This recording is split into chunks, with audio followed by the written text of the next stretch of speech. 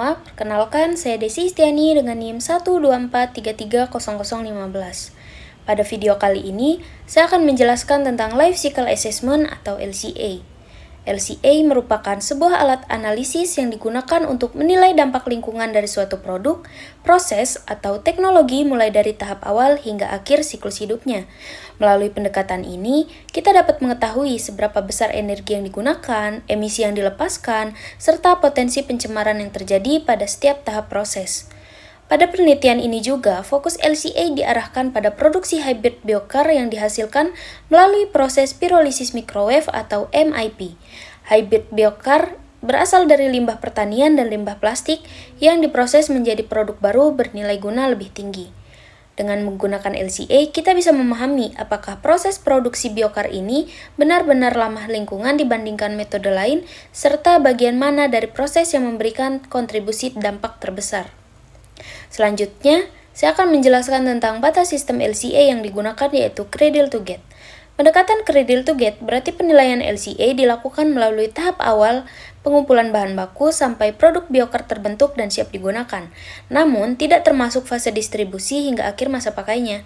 Tahap pertama adalah pengumpulan limbah pertanian atau agricultural waste biomass serta limbah plastik atau plastic waste. Kedua jenis limbah ini menjadi bahan utama dalam produksi hybrid biokar. Kemudian tahap berikutnya adalah pra-perlakuan, termasuk pembersihan dan pengeringan bahan sehingga siap masuk proses pirolisis. Proses pra-perlakuan ini penting untuk memastikan performa pirolisis berjalan dengan optimal. Kemudian bahan masuk ke proses utama yaitu pirolisis microwave, di mana limbah dipanaskan menggunakan energi gelombang mikro sehingga terurai menjadi gas, minyak pirolisis, dan padatan biokar. Hasil akhirnya adalah 1 kg hybrid biokar yang sudah siap pakai. Nah, produk inilah yang menjadi dasar perhitungan dampak lingkungan dalam studi LCA. Perkenalkan, saya Pramudia Wardani dengan NIM 124330093. Saya di sini akan menjelaskan aspek lingkungan tahapan dengan dampak terbesar di proses pirolisis biomasa adalah pra-perlakuan dan pengeringan karena memakai energi yang tinggi. Selain itu, pirolisis sendiri mengonsumsi energi yang cukup besar dan bila limbah tidak dikelola bisa menghasilkan emisi gas rumah kaca. Studi ini juga menunjukkan bahwa penggunaan metode MAP dengan penambahan CAU pada suhu 600 derajat Celcius dapat meningkatkan efisiensi energi sampai 68%. Selanjutnya, rekomendasi perbaikan berdasarkan LCA. 1. Memanfaatkan katalis daur ulang seperti biokar agar proses lebih ramah lingkungan dan efisien. Yang kedua, mengoptimasi suhu dan durasi pirolisis sesuai karakteristik biomasa yang digunakan. Yang ketiga, menggunakan gas pirolisis sebagai energi internal sehingga menghemat energi dan mengurangi ketergantungan bahan bakar fosil. Yang keempat, mengurangi jumlah limbah dan emisi gas rumah kaca selama proses berlangsung. Penilaian berlangsung LCSA adalah penilaian siklus hidup yang pendekatannya ini tidak hanya melihat aspek lingkungan, tetapi juga aspek ekonomi dan sosial, demi memastikan proses pirolisis biomasa benar-benar berkelanjutan dari semua sisi. Nah, dan saya bernama Switi Barumanalu dengan NIM 124330008. Di sini saya akan menjelaskan Life Cycle Sustainability Assessment yang terdapat ada 3, yaitu LCA lingkungan, LCC ekonomi, SLCA sosial. LCA lingkungan yaitu metode menilai dampak lingkungan suatu produk dari awal hingga akhir daur hidupnya, mulai dari pengambilan bahan baku, produksi, distribusi, penggunaan, hingga pembuangan. Proses LCA terdiri dari 4 tahap utama, yaitu penentuan, tujuan, dan ruangan lingkup, pengumpulan data, input-output, penilaian dampak lingkungan seperti emisi CO2, pengemasan, eutrofikasi, dan penggunaan sumber daya, serta interpretasi hasil untuk mengetahui tahap paling berdampak dan memberikan rekomendasi perbaikan. Secara umum, LCA membantu memahami dampak lingkungan yang tersembunyi, membandingkan pilihan teknologi dan mendukung pengambilan keputusan yang lebih berkelanjutan. Yang kedua itu Life Cycle costing yang disingkat itu LCC. Metode untuk menghitung seluruh biaya yang timbul selama daur hidup suatu produk mulai dari perancangan hingga pembuangan akhir. Tidak hanya melihat biaya awal, LCC juga mempertimbangkan biaya produksi, penggunaan, pemeliharaan, dan biaya akhir masa pakai, sehingga memberikan gambaran ekonomi yang lebih akurat. Perhitungan LCC biasanya menggunakan Net Present Flow yang disingkat NPF untuk menilai biaya masa depan dalam nilai saat ini, serta analisis sensitivitas untuk melihat pengaruh perubahan variabel seperti harga energi atau masa pakai. Secara keseluruhan, LCC membantu memilih opsi yang paling ekonomis dalam jangka panjang dan mendukung keputusan yang lebih efisien seperti berkelanjutan. Yang ketiga itu Social Life Cycle Assessment yang disingkat SLCA. Metode yang digunakan untuk menilai dampak sosial dari sosioekonomi dari suatu produk atau proses sepanjang seluruh daur hidupnya, mulai dari bahan baku hingga pembuangan.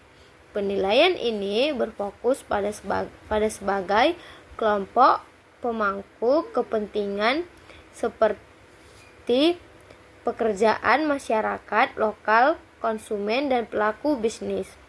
SLCA mengevaluasi aspek seperti kondisi kerja, kesehatan, dan keselamatan, hak pekerja, kontribusi terhadap masyarakat, serta keamanan dan tanggung jawab produk.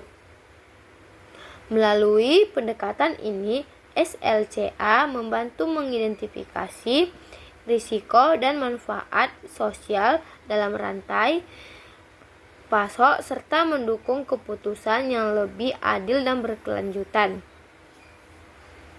Nah, di sini saya akan menjelaskan LCC, analisis ekonomi investasi awal MAP relatif tinggi, biaya operasional lebih rendah, energi lebih efisien.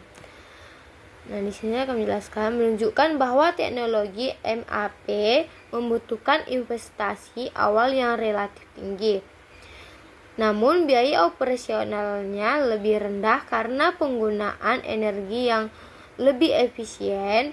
Bahan baku digunakan juga ekonomis, yaitu limbah pertanian dan plastik, sehingga menekan biaya produksi. Produk yang dihasilkan berupa high biohard memiliki nilai tinggi karena dapat dimanfaatkan sebagai adsorben pupuk maupun elektroda. Dengan kombinasi biaya operasional rendah, pupuk maupun elektroda. Dengan kombinasi biaya operasional rendah, bahan baku murah, dan nilai produk akhir yang tinggi, teknologi ini dinilai layak diterapkan untuk jangka menengah hingga jangka panjang. Di sini saya akan menjelaskan tentang dampak sosial pada LCSA pada metode hibrid biokar. Nah, dampak sosial itu apa? Yang pertama, meningkatkan kesehatan. Kenapa metode ini dapat meningkatkan kesehatan? Karena dapat mengurangi pembakaran sampah yang telah terjadi. Terus, metode ini tuh ternyata tidak bisa dikelola oleh sembarang orang, sehingga harus ditangani oleh operator yang berpengalaman. Karena telah ditangani oleh operator yang berpengalaman, sehingga kepercayaan masyarakat terhadap sampah ini tuh bisa naik gitu. Jadi kayak dianggap penting dan bernilai karena tidak sembarang orang itu bisa melakukannya. Terus kesimpulan holistik integrasi LCA, LCC, dan SLCA itu MAP menurunkan emisi dan mengubah limbah menjadi produk bernilai. Karena seperti awalnya tadi, semua yang dikendalikan oleh operator tersebut bisa menjadi hal-hal yang maju untuk kedepannya. Terus perekonomian, potensi keuntungan dari produk biokar tadi itu kan mengubah menjadi nilai produk yang bernilai, sehingga dapat meningkatkan nilai ekonomis pada produk tersebut.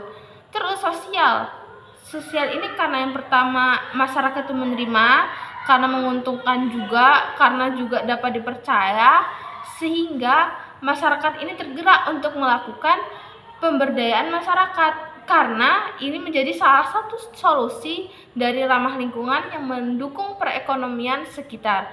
Jadi sudah mendukung perekonomian, terus bisa mengurangi limbah atau bahkan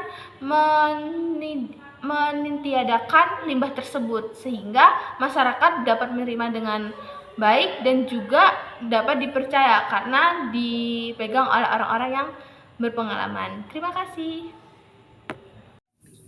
Trade-off atau pergeseran beban. Meskipun memiliki banyak keuntungan, tetap ada beberapa trade-off atau potensi pergeseran beban. Misalnya, peningkatan konsumsi listrik akan meningkatkan biaya sekaligus potensi emisi jika listrik berasal dari sumber fosil. Dari sisi ekonomi dan sosial, otomatis proses dapat mengurangi kebutuhan tenaga kerja manual. Selain itu, dari sisi lingkungan dan sosial, penggunaan biosar harus distandarkan agar tidak menyebabkan dampak negatif pada tanah atau air. Inilah mengapa analisis LCSA penting untuk menghindari pergeseran beban dari satu aspek ke aspek lainnya.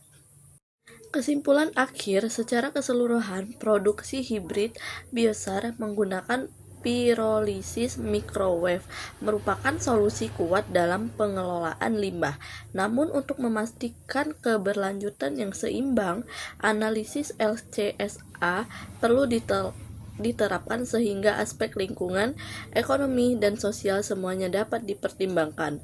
Tujuan akhirnya adalah memastikan tidak terjadi pergeseran beban dari satu aspek ke aspek lainnya.